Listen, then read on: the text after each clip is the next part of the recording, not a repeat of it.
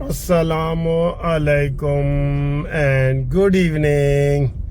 दोस्तों क्या हाल है, खैरियत है। आज 9 मई है और सारे टीवी चैनल पे दहशत गर्दों का तारुफ कराया जा रहा है और दहशत गर्द हैं कि वो जनाब मज़ीद अकड़ जा रहे हैं शैतान की तरह। शैतान को कहा था ना कि सजदा करो, शैतान ने कहा जी कि मैं इंसान को सजदा करूं। ये इसी तरीके से DGISPR ने कहा है कि जनाब अगर ये इंतशारी टोला, उन्होंने नया नाम दिया है इंतशारी टोला अगर माफ़ी मांग ले तो ये कौमी धारे में दोबारा हो सकता है, इस तरह करके उन्होंने बयान दिया है। तो कल टीवी चैनल पे असद कैसर से पूछा गया था कि माफ़ी के बारे में आपका क्या ख्याल है, जो आर्मी चीफ ने कहा है, DGISPR ने, आर्मी ने, सब ने। तो उसका जवाब सुनो, शैतानों का जवाब सुनो। कहते हैं हमने माफ़ी अपने बाप से कभी नहीं मांगी तो इनसे कैसे मांगे। ठीक है, ये इन्होंने बयान दिया है। और दूसरा बयान लतीफ़ खोसा साहब ने दिया है। लतीफ़ खोसा साहब की बात मैं कर रहा था, बीच में टेलीफोन आ गया। तो लतीफ़ खोसा साहब ने क्या कहा है, उन्होंने कहा जी कि माफ़ी हम नहीं मांगेंगे, माफ़ी ये हमसे मांगे। अंदाज़ा करें, ढीठपन का अंदाज़ा करें। मैंने ऐसे नहीं, शैतान से एक मिसाल दे दी आपको कि शैतान को अल्लाह ताला ने कहा कि भाई सजदा कर आज़म को, कहता है जी हम सजदा करें। ये तो मैं इनसे ज़्यादा पाक नेक साफ हूँ। खोसा साहब ने भी वही कहा है कि जी ये हमारे टैक्स से तनख्वाहें लेते हैं, ये हमारे मुलाजिम है, मैं इसको कैसे जो है ना वो कर सकता हूँ। तो दोस्तों ये जो घुमंड होता है ना, यही इनको ले डूबा है। इमरान खान के जितना आप देख लें, उसके बयानात देख लें, उसके बच्चों के बयानात देख लें, उसके कारिंदों के बयानात देख लें, एजेंडों के बयानात देख लें, तो आपको लगेगा कि इनको वो घुमंड जो है वो इनको ले डूबा है। और इसी घुमंड की वजह से इन्होंने 9 मई की प्लानिंग की और बिल्कुल वो उनकी अपनी वीडियो देखे, वो शौक से वीडियो बना रहे थे, उनके अपने बयान है। अभी कहते हैं जुडिशल इंक्वायरी कमीशन बनाओ। किस चीज का जुडिशल कमीशन भाई, तुम्हें लटका ना दिया जाए। जुडिशल इंक्वायरी बनाओ, जुडिशल कमीशन बनाओ। जुडिशल कमीशन वो होता है जो अंधेरे में वाक़या हो। ये तो FIR दर्ज हो चुकी हैं, तफ्तीश हो रही है, अदालतों ने फैसले करने हैं और वहां भी आपके इमरान बैठे हुए हैं, सबको पता है। तो ये घुमंड उन्होंने कहा है जी कि ये हमसे माफी मांगे, हम नहीं मांगेंगे। और असद कैसर ने कहा जी कि हमने तो बाप से भी, हम तो कहते हैं कि ये अपने बाप के भी नहीं है, हम तो कहते हैं कि ये अपने बाप के भी नहीं है, कसम खुदा की। ये सही उसने कहा है। ये बदतमीज नस्ल कौन सी कही जाती है, यही है बदतमीज नस्ल कि इनको बाप भी कहे ना कि बेटा जरा पानी दो, पानी पिला, प्यास लगी है, वो कहते हैं आपके अपने पाँव हैं नहीं, उठ के पी लो। हमें तो इमरान खान ने कहा है कि मेरे अलावा किसी की बात नहीं मानती। इन्होंने पूरा वो मजहब बनाया है। आज एक टीवी पे चल रहा था कि इन्होंने कहा है कि जी इमरान खान के अलावा किसी की बात आपने नहीं माननी।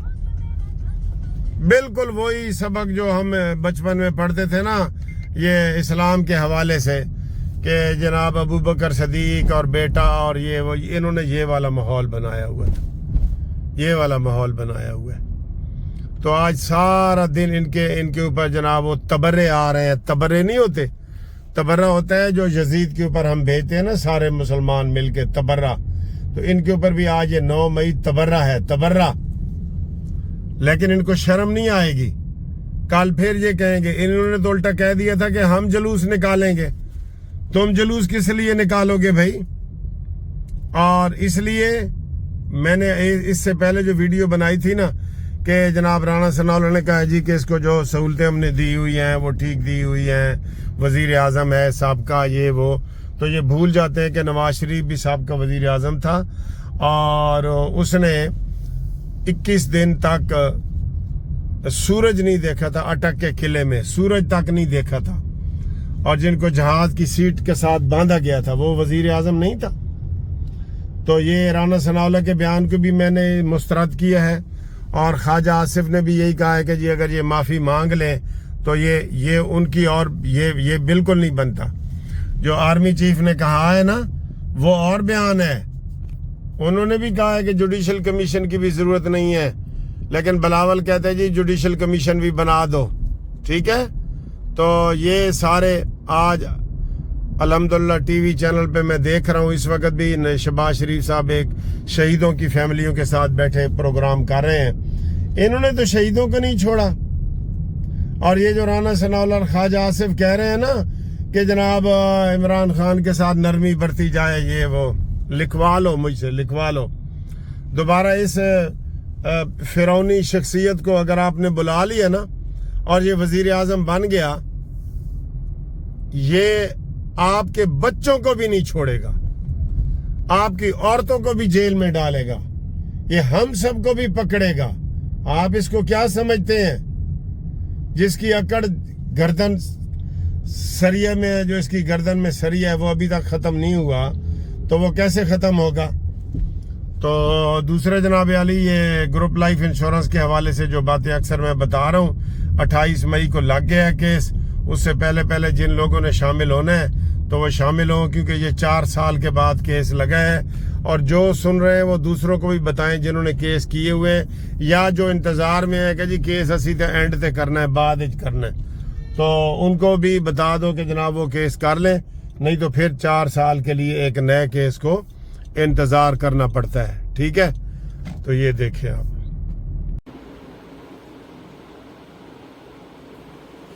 یہ جی ہمارے سارے دوست آئے ہیں. گروپ لائف انشورنس کی کیس جو 4-5 سال پہلے ہم نے دائر کیے تھے وہ الحمدللہ لگنا شروع ہو گئے ہیں. تو اسلام آباد میں اس کی 28 مئی کی ڈیٹ لگ گئی ہے جسٹس میاں گل اورنگزیب کے پاس. تو یہ جو پنجاب کے ہمارے دوست ہیں, ادھر بھی 5 ججز کے بینچ کا آرڈر ہو گیا ہے.